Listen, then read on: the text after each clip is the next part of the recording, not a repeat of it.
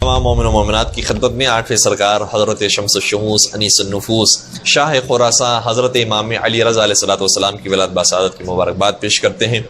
ایک ایسی حدیث جو چند دن پہلے ہی ہماری نظروں سے گزری اور جس سے مجھے بڑا متاثر کیا اور روشنی بھر دی میری زندگی کے اندر، وہ میں آپ کی خدمت میں ہدیہ کرنے کی کوشش کروں گا، اور واقعی جس کے بارے میں کہا جا سکتا ہے کہ اس کا ایک ایک لفظ سونے کے پانی سے لکھنے کے قابل ہے، اور کم از کم ہمارے موبائل فون کی ہوم اسکرین بن سکتا ہے، ہمارے گھروں کی، ہمارے کمروں کی دیواروں کی زینت بننے کے قابل ہے، وہ آپ کی خدمت میں ہدیہ کرنے کی کوشش کر رہا ہوں۔ آٹھویں امام ارشاد فرماتے ہیں کہ لا یتم عقل امرئ مسلم حتی تکون فیہ 10 خصال، اس وقت تک کسی مسلمان کی عقل کامل نہیں ہو سکتی جب تک اس کے اندر 10 عادتیں اور یہ 10 خصلتیں نہ پیدا ہو جائیں۔ اور جب میں نے پہلی مرتبہ یہ حدیث سنی تو مجھے تو بھی محسوس ہوا کہ شاید اس میں سے کوئی ایک خصلت بھی پورے طریقے سے ہمارے اندر موجود نہیں۔ انشاءاللہ پروردگار سے دعا ہے کہ یہ 10 کی 10 عادتیں ہماری زندگیوں میں آ سکے۔ پہلی خصلت جو انسان کی زندگی میں ہونی چاہیے، الخیر منہ مأمول، ہمیشہ ہمارے بارے میں یہ توقع ہو کہ ہم سے بھلائی اور ہم سے خیر ہی صادر ہوگا۔ یعنی مشکل حالات کے اندر اگر لوگ ہمیں یاد کرتے ہیں، چاہے مشورہ لینے کے اندر، چاہے ہمارے مالی سپورٹ کے اندر، چاہے ہمارے بدنی سپورٹ کے اندر، تو اگر ہم سے خیر کی ہر موقع پر توقع ہے اور پریشانیوں میں لوگ ہمیں یاد کرتے ہیں، تو اس کا مطلب یہ ہے کہ ہمارا اسلام وہ ہے کہ جو عقل کے معیار کے مطابق ہے اور ہماری عقل کامل ہے۔ دوسری خصلت یہ ہے الشر منہ مأمون، اور اگر انسان کے شر سے دنیا والوں کو امن اور امان ہے کہ ان سے کبھی بھی کوئی ظلم صادر نہیں ہوگا اور یہ کبھی بھی کسی کے ساتھ ناانصافی نہیں کریں گے، تو واقعاً یہ شخص وہ ہے جو حقیقی معنوں میں مسلمان کہلانے کے لائق ہے۔ اور یقیناً ہر بات پر ایک مکمل گفتگو ہو سکتی ہے اور اس پوری حدیث پر اشرے پڑھے جا سکتی ہیں اور مجلسیں پڑھی جا سکتی ہیں، لیکن میں مختصر وقت کے اندر بس ترجمہ آپ کی خدمت میں ہدیہ کر رہا ہوں۔ تیسری بات بیان فرمائی اور یہ بڑی خوبصورت بات ہے، فرماتے ہیں کہ یستکثر قلیل الخیر من غیرہ، جب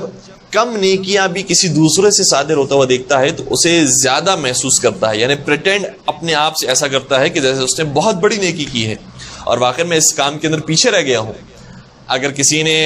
ہمیں سوار کروا دیا گاڑی میں، یا ہماری کوئی فائنینشیل ہیلپ کر دی، یا ہمیں کوئی اچھا مشورہ دے دیا،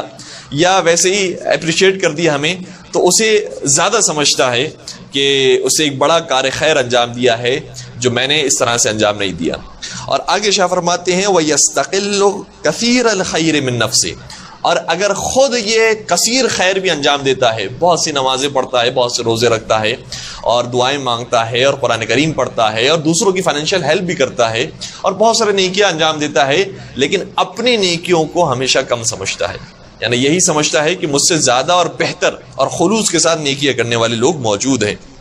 لا يسأم من طلب الحوائج الیہ، اور یہ پریشان نہیں ہوتا جب لوگ اس سے حاجتیں طلب کرتے ہیں، یعنی کبھی کبھار انسان پریشان ہو جاتا ہے اور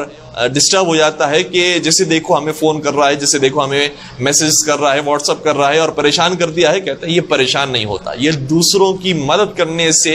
تھکتا نہیں ہے۔ آگے شاہ فرماتے ہیں وَلَا يَمَلُّ مِن طَلَبِ الْعِلْمِ طُولَ الدَّهْرِ، اور ساری زندگی علم اور حکمت حاصل کرنے میں یہ تھکتا نہیں ہے، یعنی ایسا نہیں ہے کہ میٹرک کر لیا تو اس کے بعد اب پڑھائی کا معاملہ ختم ہو گیا اور اب انسان ایجوکیشن حاصل نہیں کرے، نالج حاصل نہیں کرے، بلکہ اگر میٹرک ہو گیا ہے اس کے بعد آگے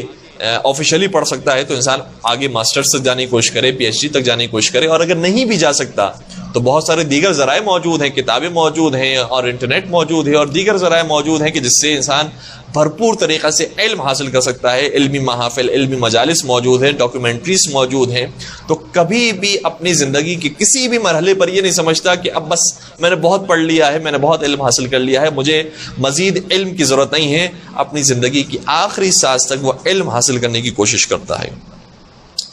الفقر فی اللہ احب الیہ من الغنا، اللہ کے راستے میں غریب اور فقیر رہ جانا اسے زیادہ پسند ہے بجائے اس کے کہ خدا کی نافرمانی کے راستے میں جا کر یہ امیر اور دولت مند بن جائے۔ وَالذُّلُّ فِي اللَّهِ أَحَبُّ إِلَيْهِ مِنَ الْعِزِّ فِي عَدُوِّهِ، اور اللہ کی بارگاہ میں ذلیل اور حقیر بن جانا اسے زیادہ پسند ہے خدا کے دشمن کی بارگاہ میں عزت دار بننے سے۔ وَالْخُمُولُ أَشْهَى إِلَيْهِ مِنَ الشُّهْرَةِ، اور تنہائی کی زندگی اور گمنامی کی زندگی اسے زیادہ پسند ہے شہرت کے مقابلے میں۔ اور پھر آخری جملہ شاہ فرماتے ہیں ثم قال علیہ السلام، پھر آٹھویں سرکار نے شاہ فرمایا العاشرہ وما العاشرہ،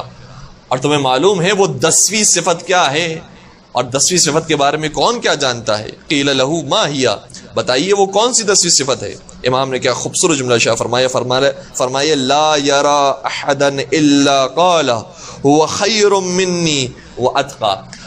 یہ شخص جو واقع مسلمان ہے، واقع عقل مند انسان ہے، جو دنیا کو بھی صحیح طریقے سے دیکھ رہا ہے اور آخرت کو بھی جانتا ہے، یقین رکھتا ہے اس دنیا پر کہ اس دنیا کے بعد ایک دوسری دنیا ہے جس میں حساب و کتاب ہونے والا ہے، اس شخص کی آخری اور 10ویں صفت یہ ہوتی ہے کہ جب بھی کسی سے ملاقات کرتا ہے تو ہمیشہ اس دوسرے شخص کو اپنے سے بہتر سمجھتا ہے، اپنے سے زیادہ متقی سمجھتا ہے، اپنے سے زیادہ دیندار سمجھتا ہے۔ یہ عجیب بات ہے، یعنی اگر کسی کے چہرے پر داڑھی نہیں ہے یا کوئی خاتون بے حجاب ہے یا ہمیں معلوم ہے کہ یہ لہو و لعب کی محفلوں کے اندر ہے، یہ نمازیں نہیں پڑھتے ہیں، پھر بھی وہ دوسرے کو اپنے سے بہتر سمجھتا ہے، یہ کیسے ہو سکتا ہے؟ امام نے اس کی تفصیل بیان فرمائی، فرماتے ہیں کہ انما الناس رجلان، دیکھو لوگ دو ہی طرح کے ہو سکتے ہیں، یا تم سے بہتر ہیں، ظاہر سی بات ہے جو بہتر ہیں وہ تو بہتر ہی ہیں، ان کے بارے میں تو ہم یہ جان سکتے ہیں کہ وہ ہم سے زیادہ دیندار ہیں، لیکن جو ہم سے بدتر ہیں ان کے بارے میں کیا کیا جائے؟ بظاہر جو ہم سے بدتر نظر آتے ہیں، امام شاہ فرماتے ہیں کہ رجل خیر منہ واتقى، ایک شخص وہ ہے جو تم سے بہتر ہے اور تم سے افضل ہے، ورجل شر منہ، اور دوسرا شخص وہ ہے جو تم سے بدتر ہے، وہ ادنا اور تم سے کمتر ہے۔ فاذا لقي الذي شر منه وادنا، تو اگر تمہاری ملاقات ایسے شخص سے ہو کہ جو بظاہر تم سے پست اور تم سے کم دیندار ہے اور تم سے زیادہ جو ہے وہ پس انسان ہے اور زیادہ بد انسان ہے، تو پھر ایسے شخص کے بارے میں ہم کیا تصور کر سکتے ہیں؟ فرمایا قال لعل خیر هذا باطن، پھر یہ سمجھو کہ اس کے اندر جو خیر اور بھلائی ہے اس کے اندر موجود ہے، اس کے باطن میں موجود ہے، جو تمہارے سامنے ظاہر نہیں ہے۔ ممکن ہے کہ اس کا دل تم سے زیادہ پاکیزہ ہو، ممکن ہے کہ اس کے حالات، اس کا ماحول ایسا ہو کہ جس نے اس کے اندر کی جو خوبصورتی ہو اسے ظاہر ہونے کا موقع نہ دیا ہو، ورنہ اگر شاید ہمارے جیسے حالات ملتے تو وہ ہم سے زیادہ خوبصورت، ہم سے زیادہ دیندار، ہم سے زیادہ خوبصورت انسان ہوتا۔ فرمایا فَإِذَا لَقِيَ الَّذِي شَرٌّ مِّنْهُ وَأَدْنَىٰ، اگر تمہاری ملاقات ایسے سے ہوتی ہے کہ جو تم سے زیادہ شر ہے اور تم سے زیادہ پست ہے، تو کہو کہ لَعَلَّ خَيْرَ هَذَا بَاطِنٌ وَهُوَ خَيْرٌ لَهُ، اور جو اس نے اپنے باطن کے اندر چھپایا ہوا ہے خیر کو، وہ اس کے لیے زیادہ بہتر ہے اس خیر کی نسبت جو ہم نے ظاہر کر دیا ہے، کیونکہ اگر انسان کی نیکیاں ظاہر ہو جائیں تو اسے وہ اجر و ثواب نہیں ملتا جو انسان کی باطنی نیکیوں کی وجہ سے انسان کو ملتا ہے۔ پھر آگے شاہ فرماتے ہیں وَإِذَا رَأَى الَّذِي هُوَ خَيْرٌ مِّنْهُ وَأَتْقَىٰ، اور اگر تمہاری ملاقات ایسے شخص سے ہوتی ہے جو تم سے واقعاً بہتر ہے اور تم سے زیادہ دیندار ہے، تم سے زیادہ متقی اور پرہیزگار ہے، تَوَاضَعَ لَهُ لِيَلْحَقَ بِهِ، تو اس کے سامنے جھک جاؤ، اس کا احترام کرو، اسے بڑا اور بزرگ سمجھو تاکہ تمہارا شمار بھی ان کے ساتھ ہو سکے۔ فَإِذَا فَعَلَ ذَلِكَ، اگر تم نے اسی انداز سے ان 10 عادتوں کو، ان 10 خصلتوں کو پیدا کر لیا جو میں نے بیان کی ہے، فقد علا مجدو، تو تمہاری بزرگی میں بہت زیادہ اضافہ ہو جائے گا، وطاب خیر، اور تمہارے خیر اور تمہاری بھلائیاں پاک و پاکیزہ ہو جائیں گی، وحسن ذکر،